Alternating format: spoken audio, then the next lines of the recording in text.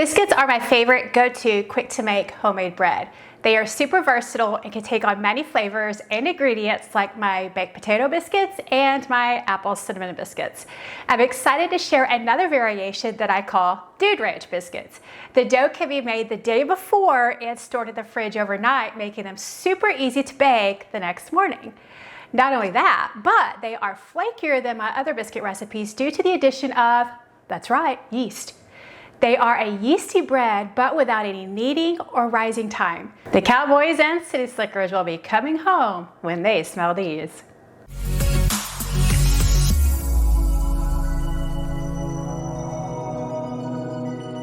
For the ingredients, you'll need yeast, granulated sugar, all-purpose flour, baking powder, baking soda, salt, butter, shortening, plain Greek yogurt or sour cream, water, and milk of any kind. In a small bowl, we're going to add 7 grams, which is 2 1/4 teaspoons or 1 package of yeast. Measure out the total amount of sugar that you're going to need for the recipe, which is 38 grams or 3 tablespoons. And then we're going to take a third of that, about a tablespoon or about 13 grams. We're going to add that to the yeast. Go ahead and measure out 60 milliliters, which is 1/4 cup of warm water, and it should be between 100 and 110 degrees. We want it warm so that it will activate the yeast. Then we're just going to stir the water in with the sugar and the yeast. Stir it well. We're going to set the yeast aside to activate for about 10 minutes.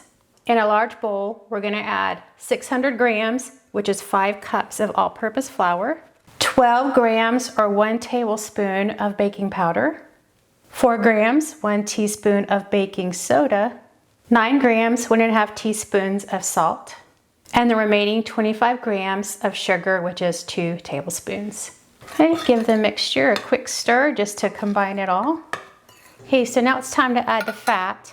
So we're going to start with 113 grams, which is 1/2 cup of butter. It should be cold and it should be diced just to help disperse it when you cut it in. And 95 grams, which is 1/2 cup of shortening. I had mine in the refrigerator just to make sure it was cold, but you don't have to. But the butter should be very cold, if not the shortening.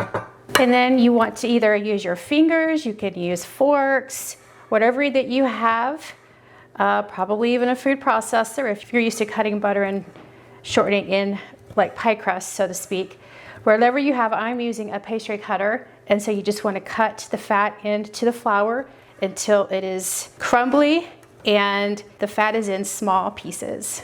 Okay, now you can see the flour is fairly crumbly looking. You've got bits of butter and shortening, and they should be just small bits. If you're using a food processor, careful not to process it so much that you do not have those bits of fat. The bits of butter and shortening are important for the baking process because as the biscuits are baking, the fat will melt and create pockets in the dough, which will create layers in your bread. In a 2-cup measuring bowl, we're going to add 255 grams, which is 1 cup of plain Greek yogurt. You could use sour cream if you would like. You've got that country sort of feeling with the tanginess of the sour cream and the yogurt, but it's not going to be that decipherable in the bread. To the sour cream, I'm going to add 237 milliliters of milk. I'm using a whole milk here because I have fat-free yogurt, but you could use whatever level of fat that you want in both the yogurt and the milk. Stir these together and break up the yogurt. You can use a whisk if you'd prefer. Make a well in the center of your dry ingredients so that it will hold our liquid mixture. Go ahead and pour in your milk and yogurt mixture. Take a look at our yeast mixture. It's nice and bubbly. It's alive and well. If your yeast does not look like this, it means that your yeast is dead. So I would start over with a new package of yeast. And we want this yeast because we want the biscuit dough to rise when it's baking. And then just pour that activated yeast mixture in with the milk. So now we just want to stir all of this until all the ingredients are moistened. Check the bottom and just kind of ensure that you don't really have any flour bits left behind. And I like to bring it together in a ball in the center of my bowl. Check out the bits of butter. The shortening is harder to see, but the butter is very clear. So that's it. Your dough prep is done. So go ahead and cover it. We're going to store it in the fridge overnight. or up to 3 days. So you can make this a couple days ahead of time. The dough is dense because it has chunks of butter and shortening in it. It's not blended in with the flour. So the dense fat, even though it has yeast in it, this dough will not rise very much, if at all. But don't worry about it. So you don't have to use a big bowl for it to rise in overnight. Just stick it in a bowl, cover it, in the fridge it goes. Well, it's baking time. So let's go ahead and preheat the oven to 450 degrees. And then you're going to line a baking sheet with parchment paper or a silicone mat and set that aside. Notice our dough looks a lot like it did yesterday when we made the dough and before we put it in the refrigerator. It's a biscuit dough. Notice it didn't rise, even though it has yeast in it. You can spot a little bit of the shortening and definitely the chunks of butter. And since it was in the refrigerator, it kept them nice and firm so that when we bake our biscuits and that fat melts, it's going to produce a light and flaky bread. So go ahead and flour your work surface. We're not going to do any intentional kneading per se, but we do need to flatten our biscuit dough some so that we can cut it out into nice pretty biscuit rounds. So go ahead and place your biscuit dough on your floured surface. You want to go ahead and pat out your dough to about 1 inch thick. If you really don't even want to take the time to do this, you could probably, while the dough is still in the bowl, just break off a mound of dough and then place it on your baking sheet. Okay, then you want to use either round cutter. I'm using a specific biscuit cutter, but you could use a cookie cutter or just a drinking glass. That's about 2 to 3 inches in diameter. And then we're just going to cut them out. Like so. And then you're going to place them on your baking sheet. They can touch. You just go all the way around. You could do this actually very quickly. And you just go all around until you've cut all of your biscuits out.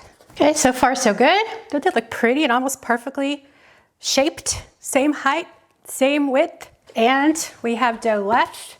So just gather it up. Just shape it back into that 1 inch thick round. And continue cutting out the remaining dough. Okay, I'm on my last biscuit. This is the last bit of dough. And I'm just going to try to shape it like a pretty biscuit. So this could be like the baker's taste biscuit because it's not as pretty. Check it out. We managed to get 24 regular sized biscuits out of that batch of dough.